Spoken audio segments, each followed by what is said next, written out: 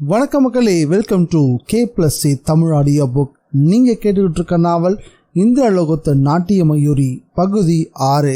நம்ம சேனலுக்கு நீங்கள் ஃபர்ஸ்ட் டைம் வந்திருக்கீங்கன்னா சப்ஸ்கிரைப் பட்டனை ப்ரெஸ் பண்ணி நம்ம சேனலுக்கு சப்போர்ட் பண்ணுங்க. அப்படியே இந்த வீடியோக்கு ஒரு லைக்கையும் கொடுத்துருங்க. அத்தியாயம் 23. அவன் அங்கே பார்த்தது அவன் வாழ்க்கையில் இது வரைக்கும் பார்க்காத நடக்காத ஒரு சம்பவம். சிதையில படுத்திருந்த அந்த களிமண் பொம்மை எழ முயற்சி பண்ற மாதிரி அவனுக்கு தெரிஞ்சது. கண்களை நல்லா கசக்கி விட்டுக்கிட்டு மறுபடியும் அந்த களிமண் உருவத்தை பார்த்தான். நான் என்ன பகல் கனவா காண்றேன்? தனக்கு தானே கேட்டுக்கிட்டான் மார்த்தாண்ட. ஏன்னா அந்த களிமண் உருவம் நல்லா எழுந்து நின்று மார்த்தாண்டனை பார்த்துச்சு. அதோட 2 கண்களும் ரொம்பவே பிரகாசமா ஒளிரவும் செஞ்சுது. மார்த்தாண்ட பயந்து வீட்டுக்குள்ள ஓடிட்டான். வீட்டுக்குள்ள வந்ததும் மந்திரவாதி இந்த விஷயத்தை எப்படி சதாசிவ நாயக்கிட்ட சொல்றது அப்படின்னு தயங்கினா. அப்படி மட்டும் வாய் விட்டு சொல்லிட்டோன்னா அவனோட தோல்வியை அவனே ஒத்துக்கிற மாதிரி ஆயிடுமே. இதுக்குள்ள ராகவ் இறந்து போன செய்தி ஊர் முழுக்க பரவ ஆரம்பிச்சது. மக்கள் எல்லாம் அங்க வரவும் ஆரம்பிச்சாங்க. பாம்பு கடிச்சுதான் அவன் செத்து போனதா எல்லாரையும் நம்ப வைக்க வேண்டியதா இருந்துச்சு. ஆனா பிரபாகரன் மட்டும் பாம்பு கடிச்ச விஷயத்த நம்பவே இல்லை. அவனுக்கு நல்லாவே ஞாபகம் இருந்துச்சு. சிதையில அந்த மனசுல எரியும் போதுதான் இந்த துர்நாற்ற விஷக்காற்று கிளம்பி வந்துச்சு. அதுவும் அங்க எந்த பாம்பும் சாகவே இல்லை. அது அவனுக்கு நல்லாவே தெரியும். அப்படின்னா இந்த விஷக்காற்று வேற எங்கிருந்தும் வந்திருக்கு. அதனால இதுல ஏதோ ஒரு அமானுஷ மர்மம் அடங்கி இருக்கிறதா அவன் நினைக்க ஆரம்பிச்சான். ராகுலுடைய ஈம சடங்குகள் முடிந்த பிறகு மார்த்தாண்டன் அந்த வீட்டு வாசல்ல யோசனையில உட்கார்ந்துருந்தான். அவனுக்கு என்ன செய்யறதுனே தெரியல. இதே போல பல காரியங்களை ரொம்ப அனாயாசமா செஞ்சு முடிச்சிருக்கான். ஆனா முறையா அவன் தோல்வி அடைஞ்சதுக்கு என்னதான் காரணம் தெரியாம ரொம்பவே குழம்பி போயிருந்தான். இரவு உணவுக்கு பிறகு சதாசிவ நாயரும் மார்த்தாண்டமும் ரொம்ப நேரம் பேசிக்கிட்டு இருந்தாங்க. நேரம் அதிகமாகிட்டதால 2 பேருமே படுக்க போனாங்க. வாழ்க்கையில பயன்றது என்னன்னே தெரியாத மார்த்தாண்டன் அவன் அன்னைக்கு பார்த்த காட்சியில ரொம்பவே பயந்து போயிருந்தான். படுத்ததும் தூக்கம் வராததால பையில இருந்த கொஞ்சம் கஞ்சாவை எடுத்து தான் வாயிலையும் போட்டுக்கிட்டான். அதோட நீர் வயிற்றுல இறங்கும் போது பயம் அவனை விட்டு வெளியேறி போயிருச்சு. அதனால எழுந்து வீட்டுக்கு வெளியே வந்து வேடிக்கை பார்த்துக்கிட்டு இருந்தான். அப்போ அவன் வீட்டு ஜன்னல்ல ஒரு பெண்ணோட உருவத்தை பார்த்தான். அந்த உருவத்தை பார்த்ததும் யாரது அப்படின்னு மார்த்தாண்டன் கேட்டான். அதை கேட்ட அந்த உருவம் அங்கிருந்து நகர்ந்து போயிருச்சு. இது உண்மையிலே நடந்துச்சா இல்ல தனக்கு மனசுல ஏற்பட்ட பிரமையா அப்படின்னு மந்திரவாதி மார்த்தாண்டன் யோசிக்க ஆரம்பிச்சான். பிறகு வீட்டுக்குள்ள வந்து படுத்து கண்களை மூடினான். சில வினாடிகள் தான் தூங்கி இருப்பான். அதுக்குள்ள படுக்கையை விட்டு திடுக்கிட்டு எழுந்து உட்கார்ந்தான். யாரோ வாசக்கதவு கிட்ட வந்து நிக்கிற மாதிரியான ஒரு உணர்வு. மறுபடியும் சத்தமா யாரது அப்படின்னு கேட்டான். இந்த முறையும் பதிலே இல்லை. ஓஹோ, என்கிட்டயும் வேலையை காட்டுறியா? இரு நான் யாருன்னு காட்டுறேன் அப்படின்னு சொன்னபடியே படுக்கை விட்டு எழுந்து கதவு கிட்ட வந்து நின்னா. யாரோ வெளியே நிக்கிற மாதிரி தான் தெரிஞ்சது. வர்றது வரட்டும் அப்படின்னு முடிவு பண்ணி கதவை திறந்தான். அங்க அவனால் உருவாக்கப்பட்ட களிமண் சிலை அவனை பார்த்தபடியே மெதுவா திரும்பி நடந்து இருள மறைய தொடங்குச்சு. இந்த சமயம் தேவயானி வீட்டு வாசல்லையே உட்காந்துட்டு இருந்தா. அப்போ சாரதா அங்க மெதுவா நடந்து வந்தா. என்ன சாரதா, எப்படி இருக்க? மார்த்தாண்டன் நல்லா பயந்து போயிட்டானா என்ன? தேவயானி கேட்டா. ஆமா, அந்த மந்திரவாதி மார்த்தாண்டன் ரொம்பவே பயந்து தான் போயிட்டான். சாரதா சொன்னா. இங்க பாரு, அடிக்கடி அந்த களிமண் உருவத்துக்குள்ள புகுந்து அவனை பயமுறுத்திக்கிட்டே இருக்கணும் சாரதா கிட்ட சொல்லிட்டு தேவயானி தன்னோட அறைக்கு போனா. படுக்கையில பாலச்சந்திரன் அவளுக்காகவே காத்துட்டு இருக்க மாதிரி விழிச்சபடி இருந்தான். ஆமா, நீ யார்கிட்ட வேணாலும் பேசிட்டு வர அப்படின்னு கேட்டான். சாரதா கிட்ட தான் பேசிட்டு வரேன். அவ எங்க போனா? அதுவா, அது ஒரு சுவாரஸ்யமான கதை அப்படின்னு படுக்கையில் அமர்ந்தபடி பாலச்சந்திரனை பார்த்தா. அது என்னன்னு என்கிட்ட சொல்லக்கூடாதா? பாலச்சந்திரன் கேட்கவும் தேவயானி சதாசிவ நாயர் வீட்டில் நடந்த எல்லா விஷயத்த பற்றியும் பாலச்சந்திரன் கிட்ட விவரமா சொல்ல ஆரம்பிச்சா. அதை கேட்டு முடிச்சதும் ஓஹோ, இதுதான் கதையா அப்படின்னு சொன்னான் பாலச்சந்திரன். மீதி கதையை நீங்க கேட்க வேணாவா? தேவயானி அவன்கிட்ட கேட்டா. சரி சொல்லு அப்படின்னு ஆர்வமானா. ஓஹோ அப்படியா, அப்படின்னா இந்த கதை நடந்து முடிஞ்ச பிறகு நான் உங்களுக்கு சொல்றேன் அப்படின்னு சொன்ன தேவயானி பாலச்சந்திரன் இருக்க அணைச்சிக்கிட்டு தூங்க ஆரம்பிச்சான். ஆனா தூக்கமே வரல. தேவயானியை இறுக்கமா கட்டிப்பிடிச்சபடி படுத்திருந்தான் பாலச்சந்திரன். அப்போ இந்த இரவு நேரத்துல 3வது ஜாமத்துல கோவில் இருக்கக்கூடிய தேவிக்கு முன்னாடி அப்சரஸ்களும் கந்தர்வர்களும் நடனம் ஆடுவாங்க தெரியுமா அப்படின்னு தேவயானி பாலா கிட்ட கேட்டா. நீ எப்பவாவது அவங்களோட தேவிக்கு முன்னாடி நாட்டியம் ஆடி இருக்கிறியா? பாலாவும் கேட்டான். அதுக்கான அவசியம் இது வரைக்கும் எனக்கு ஏற்பட்டதே இல்லை. ஆனா அது ஒரு பெரிய கதை. அந்த கதையை இன்னொரு சமயம் நான் சொல்கிறேன் அப்படின்னு சொன்னா தேவயானி. இதே போல் கோவிலை பற்றி அவனோட பேச்சு தொடர்ந்து போய்கிட்டே இருந்தது. அதனால் அவங்களுக்கு நேரம் போனதே தெரியல. அந்த சமயத்தில் விக்ரம நம்பூதிரியும் பவத்ரதனும் அந்த கோவிலுக்கு வந்திருந்தாங்க. அங்கிருந்து கொஞ்சம் தூரத்தில் எட்ட இருந்து கந்தர்வனுடைய அந்த சின்ன கோயிலை பவத்ரதன் விக்ரமனுக்கு காட்டினாரு. அதை பாரு, அதுதான் கந்தர்வ கோயில். இவ்வளோ சுத்தமாக எல்லா இடங்களையும் நல்லா செஞ்சு வச்ச பிறகு இந்த கோவிலை மட்டும் விட்டுட்டாங்க பாரு, புதரெல்லாம் மண்டி கிடக்குது அப்படின்னு சொன்னார். 2 பேரும் கொஞ்சம் கிட்ட போய் பார்த்தாங்க.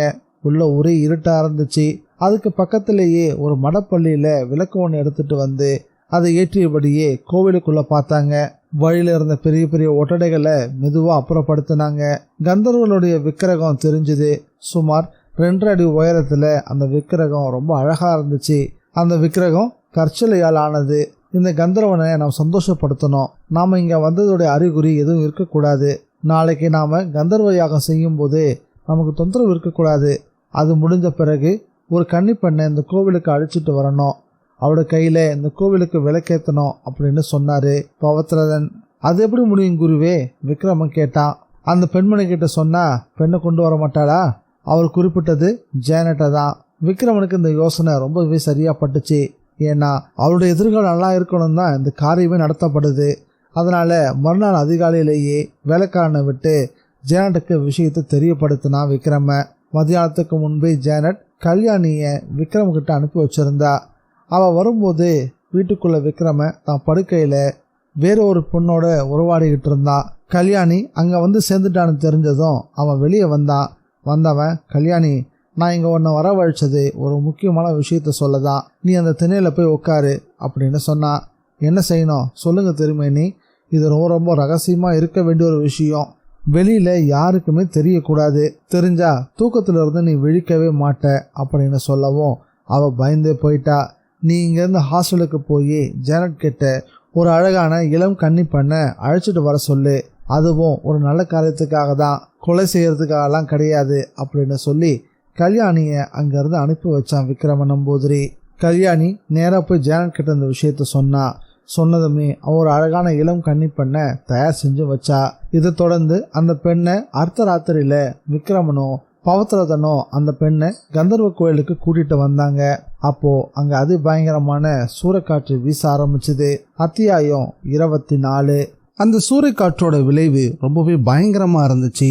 கோயிலை சுத்தி இருந்த மரங்கள் இதனால ஒன்னோடு ஒன்று மோதி அதிலிருந்து பல கிளைகள் ஒடிஞ்சி விழவும் ஆரம்பிச்சுது. வடகிழக்கு மூலையில் இருந்த பால மரத்துல கூடு கட்டிருந்த கிளிகள் எல்லாம் பயந்து நாலா திசையிலையும் சிதறி ஓட ஆரம்பிச்சது. அதே போல மற்ற பறவைகளும் மரத்திலிருந்து சிதறி பறக்கவும் ஆரம்பிச்சது. அதே சமயம் கோவில் பக்கத்துல இருந்து எங்கிருந்தோ ஒரு சுகமான ராகம் காற்றுல மிதந்தபடி வர ஆரம்பிச்சது. தென்மேற்கு மூலையிலிருந்து ஒரு பிரகாசமான கோலம் அந்த கந்தர்வன் கோயிலுக்குள்ள வந்துச்சு.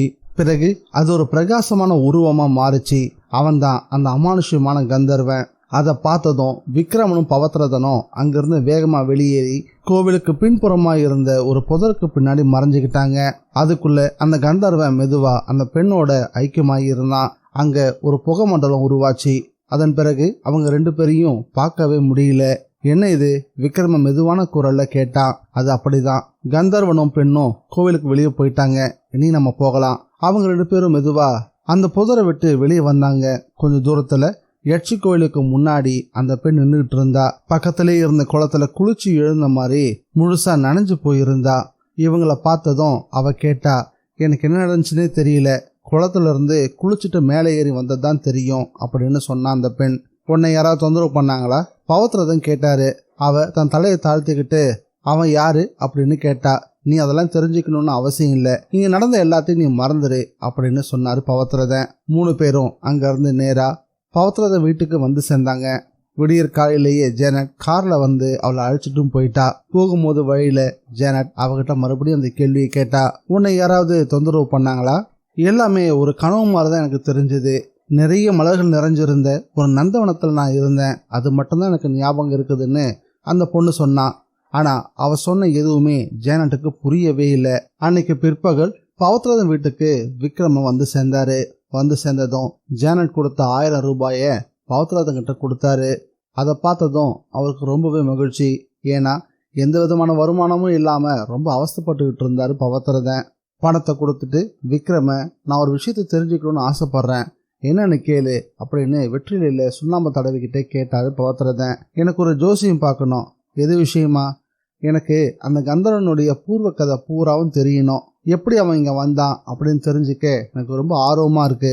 நானும் ஒரு காலத்துல அதை பத்தி தெரிஞ்சுக்கிறதுக்கு ரொம்பவே ஆசைப்பட்டிருக்கேன். எப்பவாச்சும் நீ இதை பத்தி என்கிட்ட கேட்பன்னு எனக்கு நல்லாவே தெரியும். நீ கேட்ட பிறகு பார்த்துக்கலாம் தான் நானும் மௌனமா இருந்தேன்.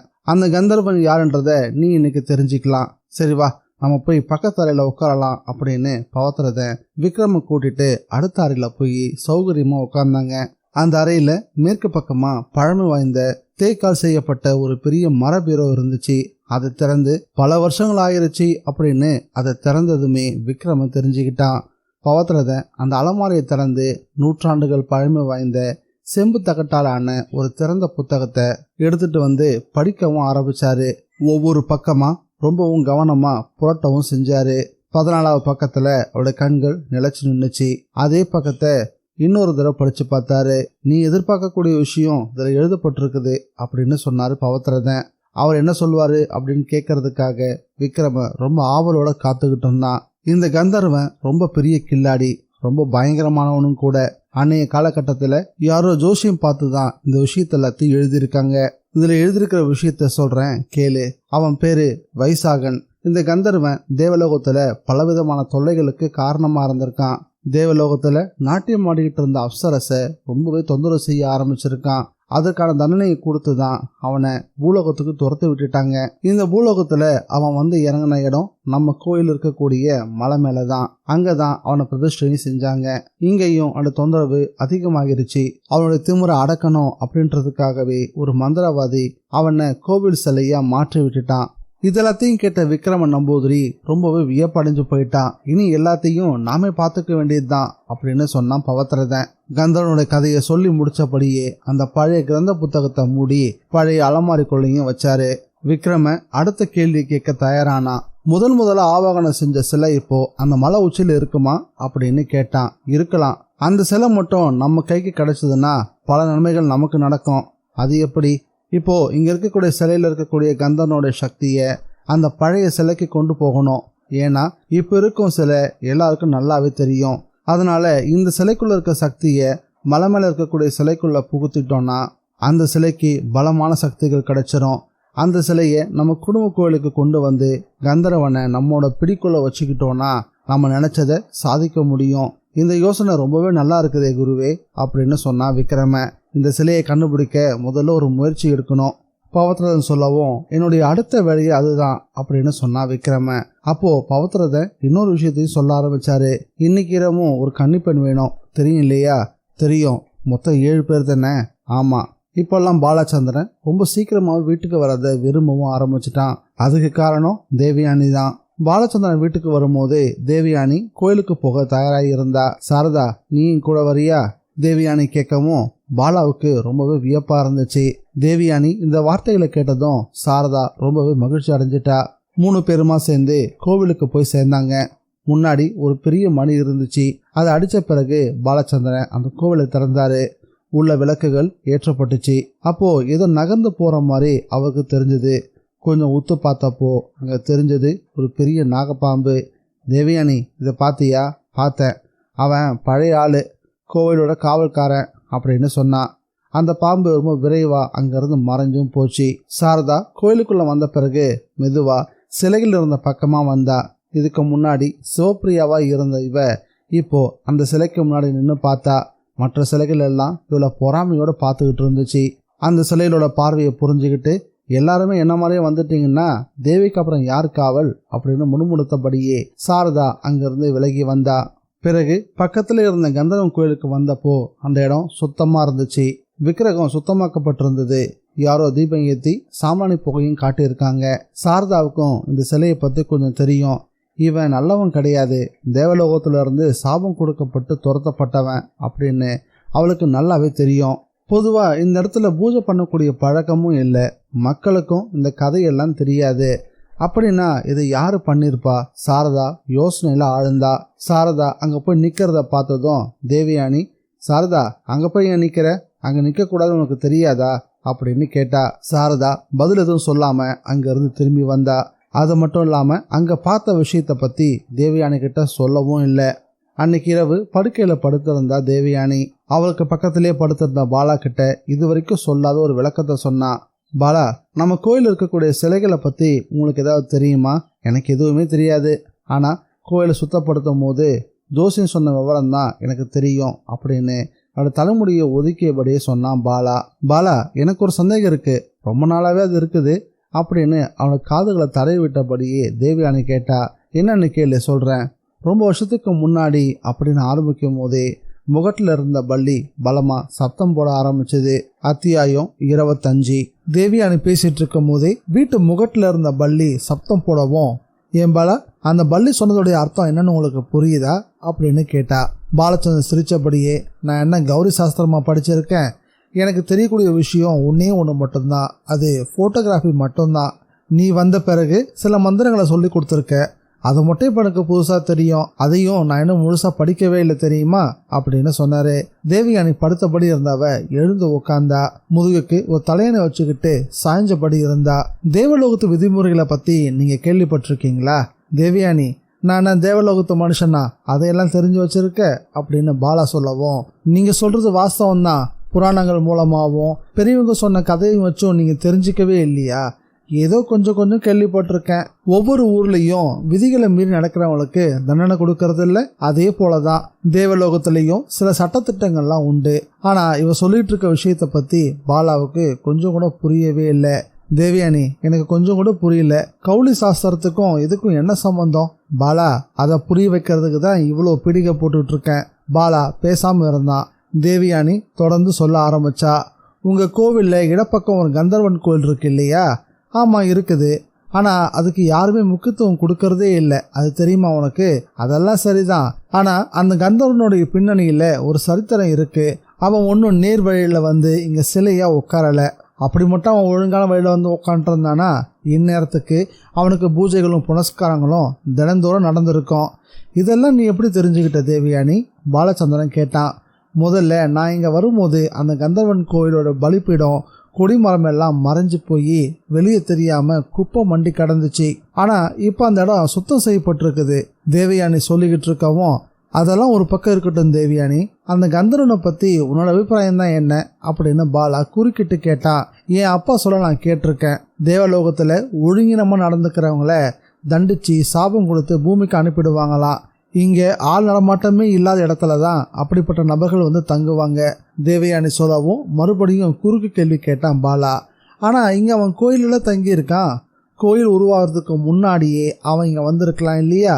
தேவயானி எதிர்கேள்வி கேட்டுட்டு அவனை கூர்ந்து கவனிச்சா. அவ கேட்டதுலேயும் நியாயம் இருக்கு அப்படின்னு பாலாவுக்கு கொஞ்சம் கொஞ்சம் புரிய ஆரம்பிச்சது. இங்கேயும் அவன் ஏதாவது தவறான முறையில் நடந்துட்டு இருக்கலாம். அதனால யாரோ ஒரு மாந்திரிகன் அவனை சிலையா ஆவாகனம் பண்ணியிருந்திருக்கலாம். தேவயானி சொல்லி முடிக்கிறதுக்குள்ள, அப்படின்னா கோவில் இங்க உருவானது எப்படி அப்படின்னு பாலா சந்தேகமா கேட்டான். கோவில் கட்டி முடிச்ச பிறகு அங்க உருவான சிலை இது. இவன் இங்க வந்தப்போ மாந்திரிகம் செஞ்சு ஆவாகனம் செஞ்ச சிலை ஒன்று நிச்சயமா இருந்திருக்கணும். அது எங்கன்றதான் நான் முதல்ல கண்டுபிடிச்சாகணும், இல்லைன்னா நமக்கு மிகப்பெரிய ஆபத்து அப்படின்னு சொன்னா தேவயானி. அவளுடைய குரல்ல ஒரு எச்சரிக்கையும் பயமும் தெரிஞ்சது. பாலாவுக்கு இந்த விஷயத்துல ஏன் இவ்வளோ பயப்படுறா அப்படின்னு புரியலனாலும் தேவயானி ஒரு விஷயத்த சொன்னா அதுல நிச்சயம் ஒரு காரணம் இருக்கும் அப்படின்றது மட்டும் தெளிவா புரிய ஆரம்பிச்சது. பாலாவும் தேவயானி வீட்டில் பேசிட்டு இருந்த அதே நேரம் விக்ரமன் நம்பூதிரியும் கல்யாணியும் ஒரு இளம் கன்னி பெண்ணை கூட்டிக்கிட்டு கந்தர்வன் கோயிலுக்கு வந்து நின்னாங்க. அந்த பெண்ணை பார்த்து, இங்க பாருமா, நீ கோவிலுக்கு முன்னாடி போய் நின்று கடவுளை உருக்கமாக வேண்டிக்கோ, உனக்கு நல்ல அனுகிரகம் கிடைக்கும். அதை முழுக்க முழுக்க நம்பின அந்த பெண்ணும் கண்களை மூடிக்கிட்டு கடவுளை வேண்டி நிற்க ஆரம்பிச்சா. அப்போ கோவில் அருகே இருந்த மரத்துல அந்த கந்தர்வன் கிளைய முறிச்சுக்கிட்டு அதிக சத்தத்தோட ஜோதிமயமாய் இறங்கி அமானுஷ ரூபத்துல வந்து நின்னா. அழகா வளர்ந்திருந்த தலைமுடியையும் கழுத்துலையும் காதலையும் தெரிஞ்ச தங்க ஆபரணங்களையும் அவனுடைய தேஜோமயமான உடலமைப்பை பார்த்து கந்தர்வன் அப்படின்னு விக்ரம நம்பூதிரி முணுமுணுக்கவும் கல்யாணி அதை கேட்டு பயந்துட்டா. கந்தர்வனை பத்தி அவ கேள்விப்பட்டிருக்காளே தவிர அவ இன்னைக்கு தான் நேர்ல பாக்குறா. இந்த நேரத்துல கோவில்கிட்ட புகை மண்டலமா தோன்றவும் அந்த பெண்ணும் கந்தர்வனும் காணாம போனாங்க. கல்யாணி ஒரு பக்கமா அமர்த்திட்டு பிறகு விக்ரம கோயிலுக்குள்ள போய் பார்த்தான். கோவிலுக்குள்ள பார்வையை செலுத்தி பார்க்கும் போது அங்க கந்தர்வனுடைய சிலை இல்லை. விக்ரமனை பொறுத்த வரைக்கும் இது முதலா அவன் வாழ்க்கையில நடந்த மிகப்பெரிய அதிசயம். ஓஹோ, இதுதான் விஷயமா? ஏதோ ஒரு ரகசியம் அவனுக்கு புரிஞ்ச போல விக்ரம முணுமுணுக்கவும் செஞ்சான். 3வது ஜாமம் முடியும் நேரம் நெருங்குச்சு. இனி இங்க நிக்கிறது சரியில்லைன்னு நினைச்ச விக்ரமன் நம்பூதிரி அதை கல்யாணி கிட்ட சொல்லி புறப்படு அப்படின்னு சொன்னான். 2 பேரும் அங்கிருந்து கிளம்பி கோவிலுக்குள்ள வரும்போது அந்த பெண் அங்கேதான் நின்றுட்டு இருந்தா. உன் கூட வந்தாரே, அவர் எங்க அப்படின்னு விக்ரமன் நம்பூதிரி அந்த பெண்ணை பார்த்து கேட்கவும், நான் பார்க்கலையே, அதை பத்தி எனக்கு எதுவும் தெரியாது அப்படின்னு சொன்னா அவ. பிறகு 3 பேருமா அங்கிருந்து புறப்பட்டு விக்ரமன் நம்பூதிரியோட வீட்டுக்கு வந்து சேர்ந்தாங்க. மறுநாள் காலையில அந்த பெண்ணும் கல்யாணியும் விக்ரமன் நம்பூதிரி வீட்டை விட்டு கிளம்பினாங்க. மறுநாள் காலையில வழக்கம் போல தேவயானி பாலச்சந்திரனோட கோவிலுக்கு வந்தா. பாலச்சந்திரன் கோவிலை திறந்து விளக்குகளை ஏற்றி விட்டாரு. அந்த நேரத்தில் தேவயானி கந்தர்வன் கோயில் கிட்ட போய் நின்று பார்த்தா. 2 நாட்களாகவே அவன் நெஞ்சில் ஒரு பயம் உருவாகி இருந்துச்சு. அந்த பயத்தோட அடிப்படையே கந்தர்வன் சிலையை பற்றியது தான். அது மட்டும் இல்லாம அவளை அழிக்க நினைக்கக்கூடிய எதிராளிகள் பல பேரும் உருவாகிட்டு இருக்காங்க அப்படின்னு தேவயானிக்கு புரிய ஆரம்பிச்சது. அது ஒரு விதத்துல நிஜமானது தானே. ஒரு பக்கம் பவத்திரதன், இன்னொரு பக்கம் விக்ரமன் நம்பூதிரி, இன்னொரு பக்கம் சிலிக்காட்டு மார்த்தாண்டன், இப்படி 3 மந்திரவாதிகள் தேவயானிக்கு எதிராக உருவாயிருக்காங்க. எல்லாரோடைய குறிக்கோளும் தேவயானியை இல்லாம செய்யறது மட்டும்தான். இவங்க ஒன்றும் சாதாரணமான மாந்திரிகர்லாம் கிடையாது. இந்த விஷயம் தேவயானிக்கு நல்லாவே தெரியும். விக்ரம நம்பூதிரியோடைய மூதாதையில ஒருத்தர் தான் தேவயானிய மரத்துல பந்தனம் செஞ்சு வச்சாரு. தேவயானி கோயிலுக்குள்ள பார்த்தா. அவளுக்கு ஒரே அதிசயம். ஏன்னா கந்தர்வனுடைய சிலை கொஞ்சம் நகர்ந்து இருந்துச்சு. அதுக்கு பக்கத்திலேயே பாத அடையாளங்களும் தெரிஞ்சுது. இதெல்லாம் எப்படி நடக்குதுன்னு யோசிச்சபடியே ஆழ்ந்த யோசனையில இருந்தா தேவயானி. இந்த நேரத்துல கோவில் நடக்கக்கூடிய பூஜைக்காக அங்க ஆண்களும் பெண்களும் வர ஆரம்பிச்சாங்க. பிரசாதம் வாங்கிக்கிட்டு சில பெண்கள் தேவயானி பக்கத்துல வந்து நின்னாங்க. தம்புராட்டிக்கு எங்க ஊர்லாம் பிடிச்சிருக்கா அப்படின்னு ஒருத்தி கேட்டா. ஆமா அப்படின்னு தலையாட்டியபடி பதில் சொன்னா தேவயானி. இந்த அளவுக்கு பூமியில ஒரு அழகிய பார்க்க முடியுமா? பாலச்சந்திரன் திருமணி ரொம்ப கொடுத்து வச்சவரு அப்படின்னு இன்னொருத்தி சொன்னா. தேவயானி இதெல்லாத்தையும் காதல போட்டுக்கிட்டு மறுபடியும் கோவிலுக்கு திரும்பி வந்தா. கோவிலை மூடிட்டு பாலா அங்கிருந்து கிளம்பும் போது, பாலா இங்க கொஞ்சம் வரீங்களா அப்படின்னு கூப்பிட்டு கந்தர்வன் கோயில் கிட்ட அழைச்சிட்டு போனா. சில நகர்ந்து இருக்கிறத அவன் கிட்ட காட்டினா. அதை யாரும் நகர்த்து இருக்காங்க அப்படின்னு சொன்னா. பாலா அதை நல்லாவே கவனிச்சு பார்த்தான். நகர்ந்து இருக்கிறது தெளிவா தெரிஞ்சுது. இவ்வளோ பெரிய சிலைய தனி மனுஷனால நகர்த்தவே முடியாது. உடனே பாலாவோட நெற்றியில சுருக்கங்கள். அவருடைய புத்தி யோசிக்கவும் செஞ்சுது. காரணம் தான் யாருன்னு தெரியல. வா, நேரம் ஆயிருச்சு, என்னை யாராவது தேடிக்கிட்டு வருவாங்க, புறப்படலாம் அப்படின்னு தேவயானி அழைச்சிக்கிட்டு அங்கிருந்து புறப்பட்டாரு பாலா. போற வழியில தேவயானி 2 முறை திரும்பி பார்த்துக்கிட்டு நடந்தா. அவ முகத்துல இருக்கக்கூடிய சந்தோஷம் இப்ப சுத்தமா மறைஞ்சு போயிருந்தது. பாலச்சந்திரன் வீட்டுக்கு வந்ததும் காலை உணவு முடிச்சுக்கிட்டு பாலா தன்னுடைய பணிக்காக வெளியே கிளம்பி போயிட்டாரு. பாலா வெளியே போனதும் சாரதாவை கூப்பிட்டா தேவயானி. இங்க வந்து திணையில உட்காரு, உன்கிட்ட சில விஷயத்தை பத்தி கேட்டு தெரிஞ்சுக்கணும். தேவயானி கூப்பிட்டதுமே சாரதாவுக்கு புரிஞ்சு போச்சு. வரும்போதே அந்த கந்தர்வன் கோயில் பத்தி தானே என்கிட்ட நீ கேட்கணும் அப்படின்னு கேட்டபடியே வந்தா. சரி, உனக்கு தெரிஞ்ச விஷயத்த சொல்லு அப்படின்னு கேட்டா தேவயானி. முதல்ல இந்த தேவியோட கோவிலை பத்தி சொல்றேன். இந்த ஊரை ஆண்ட மகாராஜாவோட கனவுல தேவி தோன்றி தனக்குன்னு ஒரு கோவிலை உருவாக்கும்படி கட்டளை போட்டிருக்காங்க. உடனே அதை ராஜா செஞ்சு முடிச்சாரு. அப்போ அந்த கந்தர்வன் கோயில் தேவயானி இடம் மறிச்சு கேட்டா. அந்த கந்தர்வன் சுற்றி இருக்க மலை மேல திரிஞ்சிட்டு இருக்கிறத நானே பார்த்திருக்கேன். சாரதா இப்படி சொல்லிக்கிட்டு இருக்கும் போதே வாசல்ல ஒரு கார் வந்து நின்னுச்சு. அதுல இருந்து ஒரு வயசான பெண்மணியும் ஒரு இளம் பெண்ணும் காரை விட்டு இறங்கினாங்க. அத்தியாயம் 26. அவங்கள பார்த்ததும் யாரோ வீட்டுக்கு வராங்களே அப்படின்னு சொன்னா சாரதா. கார் திரும்பி போயிருச்சு. ஆனா வந்த 2 பெண்களும் கேட்டை தாண்டி உள்ள வந்துட்டாங்க. அந்த இளம் பெண்ணுக்கு வயசு சுமார் 17 இருக்கலாம். பெண்ணோட அம்மாவும் பார்க்க ரொம்பவே அழகா இருந்தாங்க. அவங்களோட கையில ஒரு ஹேண்ட்பேக் இருந்துச்சு. தேவயானி தானே அப்படின்னு அந்த அம்மா கேட்டாங்க. ஆமான்னு சொன்னா தேவயானி. 2 பேரையும் முன் வராந்தாவுக்கு அழைச்சிட்டு வந்தாங்க. என் பேரு சாவித்ரி, பாலச்சந்திரனுடைய அத்தை. இது என் பொண்ணு அருந்ததி. சாவித்ரி நாற்காலியில உட்காரவும் அந்த பெண் நின்றுகிட்டே இருந்தா. உட்கார அருந்ததி, கார்ல பயணம் செஞ்சதால களைப்பா இருப்ப அப்படின்னு சொன்னா தேவயானி. சாரதா 2 காஃபி கொண்டு வாயேன் அப்படின்னு உள்நோக்கி தேவயானி சப்தமும் கொடுத்தா. சாவித்திரி உடனே உட்காரு அப்படின்னு சொன்ன பிறகுதான் கூச்சத்தோட உட்கார்ந்தா அருந்ததி. நீங்க இது வரைக்கும் என்னை பார்த்ததே இல்லையே, என்ன எப்படி உனக்கு அடையாளம் தெரிஞ்சுது அப்படின்னு கேட்டா தேவயானி. பாலச்சந்திரன் என்கிட்ட எல்லா விவரங்களையும் சொன்னா.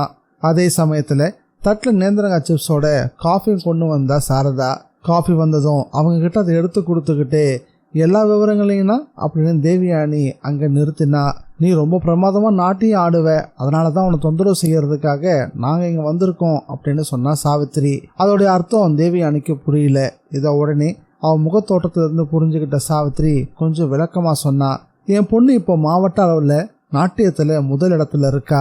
அடுத்த 2 நாட்களுக்கு பிறகு ஸ்டேட் லெவல் போட்டு ஒன்று நடக்குது. சாவித்திரி விஷயத்த சொல்லவும் தேவயானி குறுக்க புகுந்தா. அதாவது உங்க பொண்ணு ஸ்டேட் லெவல்ல முதல் ரேங்க்ல வரணும் இல்லையா அப்படின்னு கேட்டா. ஆமான்னு சொன்னா சாவித்திரி. சீக்கிரமே சொன்னதை புரிஞ்சுக்கிற பொண்ணு அருந்ததி அப்படின்னு தேவயானி கேட்கவும் அதை புரிஞ்சுக்கிட்டு அருந்ததி ஆமான்னு சிரிச்சபடியே சொன்னா. ஒரு விஷயத்த மறந்துட்டேன், பாலா இப்ப எங்க அப்படின்னு கேட்டா சாவித்திரி. ஒரு வேலையா வெளியே போயிருக்காரு, சாயந்தரம் தான் வந்து சேருவாருன்னு சொன்னா தேவயானி. நான் உடனே எடுத்த தீர்மானம் அப்படின்றதால பாலா கிட்டதை முன்கூட்டியே சொல்ல மறந்துட்டேன், இல்லைன்னா நான் நாளை தான் வந்திருப்பேன் அப்படின்னு சொன்னா சாவித்திரி. இங்க எல்லா சௌகரியமும் இருக்குதே, நீங்க ஒன்றும் அந்நியர் இல்லையே, போய் ஓய்வு எடுத்துக்கோங்க அப்படின்னு தேவயானி படுக்கை அறையை காட்டினா. முதல்ல குளிக்கணும், நேற்றிரவு ரயிலில் ஏறினது அப்படின்னு சாவித்திரி சொல்லவும் சாரதா இவங்களுக்கு முதல்ல குளத்தை காட்டு அப்படின்னு சொன்னா தேவயானி. மதிய உணவுக்கு பிறகு தேவயானி அவங்க கொஞ்சம் ஓய்வு எடுத்த பிறகு நடன ஒத்திகைகளுக்கான ஏற்பாடுகளை செய்ய ஆரம்பிச்சா. சாரதா தபேலா கஞ்சிரா போன்ற வாத்தியங்களையும் கொண்டு வந்து வச்சா. தபேலாவை தேவயானி வாசிக்கவும் சாரதா கஞ்சிராவை கையில் எடுத்தா. தாளத்துக்கேற்ப அருந்ததி நாட்டியம் ஆட தொடங்கினா. அவருடைய நாட்டியம் நல்லாவே இருந்துச்சு.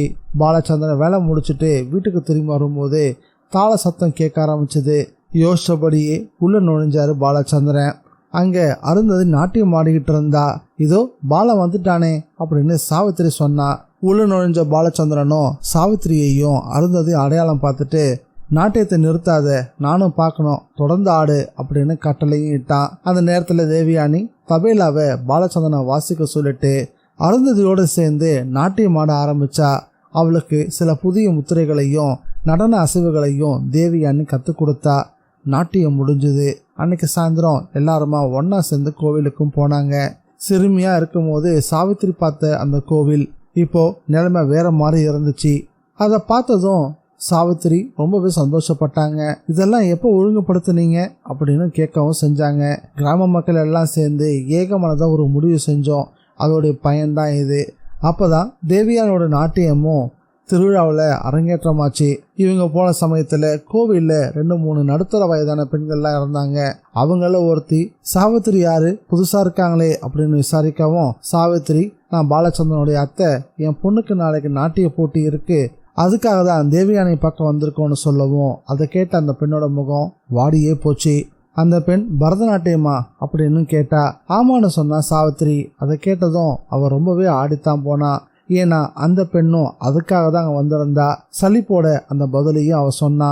அவளும் அவளுடைய பொண்ணும் தங்கி இருந்தது சதாசிவ நாயர் வீட்டில். திரும்பி வந்ததும் நாயர்கிட்ட கோவில் நடந்த விஷயத்த பற்றி சொன்னா. அந்த பெண் சதாசிவ நாயருடைய சகோதரி. நாட்டியமாட போறது அவளுடைய பொண்ணு. கோவிலில் நடந்த விஷயத்த பத்தி அந்த பெண் சொல்லவும் சதாசிவ நாயருக்கு எல்லாமே தெளிவா விளங்க ஆரம்பிச்சது. விஷயம் எப்படின்னா நிச்சயம் அந்த பெண் தான் நாட்டியத்துல முதலிடம் பிடிப்பா. சதாசிவ நாயருடைய மனசு உறுதியா நம்பவும் தொடங்குச்சு. அந்த பொண்ணை பார்த்தா அவ ஒரு சிறந்த நாட்டியக்காரி மாதிரி தெரியுதே. சதாசிவ நாயருடைய சகோதரி கேட்டா, நீ கொஞ்சம் உள்ள போங்க, நான் ஏதாவது ஒரு யோசனை செஞ்சு எப்படி ஜெயிக்கிறது அப்படின்றதுக்கான வழியை கண்டுபிடிக்கிறேன். சதாசிவ நாயருடைய சகோதரி வீட்டுக்குள்ள போகவும் அந்த பெண்ணை எப்படி தோக்கடிக்கிறது அப்படின்ற எண்ணத்தோட தீவிரமா யோசிக்க ஆரம்பிச்சாரு சதாசிவ நாயர். மந்திர தந்திரங்கள் மூலமா செய்யலாமா அப்படின்னு ஒரு யோசனை வந்துச்சு. அந்த எண்ணம் எழுந்ததும் சதாசிவ நாயர் உடனே கிளம்பி மார்த்தாண்ட இருப்பிடத்துக்கு வந்து சேர்ந்தாரு. அங்க மந்திரவாதி வராந்தால உட்காந்து புகைச்சிக்கிட்டு இருந்தாரு. சதாசிவனை பார்த்ததும், ஓ சதாசிவனா, இப்போதான் உன்னை பற்றி நினச்சேன் அப்படின்னு சொன்னார். உங்கள் வீட்டில் நிறைய விருந்தாளிகளாக வந்திருக்காங்க போல இருக்கு அப்படின்னு மார்த்தாண்டன் கேட்கவும், ஆமாம் அப்படின்னு சொல்லியபடியே சதாசிவம் மார்த்தாண்ட பக்கத்தில் உட்கார்ந்தாரு. மார்த்தாண்டன் சொன்னதை கேட்டதும், என்னை பற்றி நினைக்க வேண்டிய அவசியம் என்ன வந்துச்சு அப்படின்னு நாயர் கேட்டாரு. உன் வீட்டிலே தொடர்ந்து நான் தங்கிட்டு இருக்கேன், இதனால நான் ரொம்பவே சோர்ந்து போயிட்டேன், வரும்படிக்கு வர வழி இல்லை, சாராயம் குடிக்கிறதுக்கு பணம் இல்லை, என் நிலைமை எப்படி மோசமாயிருச்சு பாத்தியா அப்படின்னு கேட்கவும், சாராயம் தானே, நான் கொண்டு வந்து தர சொல்கிறேனே, இப்போது நான் வந்தது வேறு விஷயத்துக்காக அப்படின்னு நாயர் தான் விஷயத்த பேச ஆரம்பித்தார். போட்டியாக முளைச்ச அந்த பெண்ணை தோக்கடிக்கிறதுக்கான வழி என்னன்னு கண்டுபிடிக்க முடியுமான்னு பார்த்தாரு. விஷயத்த சொன்னதும் மார்த்தாண்டன், இவ்வளவு தானே, அந்த பெண்ணை நான் தோக்கடிச்சு காட்டுறேன், அதோட தேவயானியையும் ஒரு வழி செஞ்சும் காட்டுறேன் அப்படின்னு அதுக்கான ஏற்பாடுகளை தயார் செய்ய ஆரம்பித்தார். சரி, நான் போய் சாதகத்துக்கான ஏற்பாடுகளை செய்கிறேன்னு சொல்லிட்டு சதாசிவன் நாயர் அங்கேருந்து புறப்பட்டார். அடுத்த நாளும் தேவயானி அருந்ததிக்கு நாட்டிய பயிற்சி அளிச்சா. அவள் நிச்சயம் போட்டியில் ஜெயிப்பான்னு அவளுடைய நாட்டியத்தை பார்த்த நிறைய பேர் நம்பவும் செஞ்சாங்க. யூத் ஃபெஸ்டிவல் விழா நாட்டியத்தோட ஆரம்பமாச்சு. சிறப்பு விருந்தினர் கல்வி அமைச்சர் தான். பரதநாட்டியத்துக்காக வந்திருந்தவங்க மொத்தம் 7 பேர் மட்டுமே. நாட்டியம் ஆரம்பிக்கிறதுக்கு முன்னாடியே சதாசிவன் நாயரும் மார்த்தாண்டனும் ரகசியமாக ஒப்பனை செய்யக்கூடிய பொண்ணை சந்திச்சு அவளுக்கு 5000 ரூபாய் கொடுத்தாங்க. அவள் யோசனையோடு விழுக்க தான் கையில் இருந்த சலங்கையை அவள் கையில் கொடுத்து அதை அருந்ததிக்கு கட்டிவிட சொன்னாங்க. அவள் அணிந்திருக்கக்கூடிய சலங்கை சரியில்லைன்னு சொல்லி அதுக்கு பதிலாக இதை போட்டு விடு அப்படின்னு சொன்னார் நாயர். அந்த ஒப்பனைக்காரியும் பணத்தை பார்த்ததும் சொன்ன காரியத்தை கச்சிதமாக முடிச்சிடுறேன் அப்படின்னு சொல்லிட்டு அறைக்கும் போயிட்டா. சலங்கையில் அப்படி என்ன விசேஷம்? சதாசிவன் நாயர் மந்திரவாதி கிட்ட கேட்டாரு. நீ தெரிஞ்சுக்கணுன்றதுக்காக நான் சொல்றேன் அப்படின்னு மார்த்தாண்டன் தான் தோல்ல இருந்த பையை எடுத்து அதுல இருந்து ஒரு சின்ன பெட்டி திறந்தாரு. திறந்ததும் உள்ள நினைஞ்சுக்கிட்டு இருந்தது ஒரு சின்ன சொர்ண நாகம். அதை பார்த்த சதாசிவன் நாயர் பின்னால போனாரு. மார்த்தாண்டன் சொன்னாரு, இந்த நாகத்துல ஒண்ணுதான் சலங்கையா மாறி இருக்குது, அதுதான் அந்த பெண்ணோட காலையும் அலங்கரிக்க போகுது. இதை கேட்டதும் நாயர் ரொம்பவே அதிர்ச்சி ஆயிட்டாரு. நாட்டியம் ஆரம்பமாகி 5 பெண்கள் நாட்டியத்தை முடிச்சுட்டாங்க. 6ஆவதா வரப்போறது அருந்ததி. மேடையில் அவ வந்து நின்னதும் மேளங்கள் வாசிப்பு தொடங்குச்சு. நாட்டியம் ஆரம்பமாச்சு. சதாசிவன் நாயரும் மார்த்தாண்டமும் கண்களை இமைக்காம நாட்டியக்காரையே பார்த்துக்கிட்டு இருந்தாங்க. அதே போலதான் பாலச்சந்திரனும் தேவயானி, சாவித்ரி இவங்க 3 பேருமே அருந்ததியோட நாட்டியத்துக்காக ஆவலாக காத்துக்கிட்டு இருந்தாங்க. பாலச்சந்திரன் எழுந்து புகைப்படங்களை எடுக்க ஆரம்பிச்சாரு. நாட்டியத்தோட வேகம் அதிகமாகும் போது அவருடைய கால் ஏதோ கயிற்றால இருக்கப்பட்ட மாதிரி தோண ஆரம்பிச்சது. நாட்டியத்துல கொஞ்சம் தோய்வும் நெற்றியில வேர்வையும் உருவாக ஆரம்பிச்சது. இதை கவனிச்ச தேவயானி அங்கிருந்து எழுந்து மேடையோட பின்பக்கம் போய் ஒரு தனி இடத்துல உட்காந்து பரகாய மந்திரத்தை உச்சரிக்க ஆரம்பிச்சா. உடனே அவருடைய உருவம் காற்றுல கறந்து அருந்ததியோட உடலுக்குள்ள புகுந்துக்க நடனம் தடையில்லாம வேகமா நடக்கவும் ஆரம்பிச்சது. நாட்டியம் ஆடிட்டு இருக்கும் போதே தேவயானி நாக மந்திரத்தையும் சொல்லவும் அந்த நாகத்தோடைய வாய் கட்டப்பட்டுச்சு. என்ன இந்த திடீர் மாற்றம்? நாயர் மந்திரவாதி கிட்ட கேட்டாரு. சர்ப்பங்கள் 2 கால்களையும் நெளிஞ்சிட்டு இருக்கே தவிர வாயை திறக்கவே இல்லை. அது கிடக்கட்டும், இப்ப அந்த பாம்புகளை கொத்த வச்சு காட்டணுமா? மார்த்தாண்டன் கேட்டாரு. என்னவோ செய், என் மருமக ஜெயிச்சா போதும் அப்படின்னு சொன்னாரு சதாசிவன் நாயர். மார்த்தாண்டன் கண்களை மூடிக்கிட்டு நாக மந்திரங்களை உச்சரிக்க ஆரம்பிச்சான். இந்த நாவல் உங்களுக்கு பிடிச்சிருக்கா இல்லையான்றத மறக்காம கமெண்ட்ல பதிவு பண்ணுங்க. மீண்டும் இந்த நாவலுடைய இறுதி பகுதியில் சந்திக்கலாம். By guys.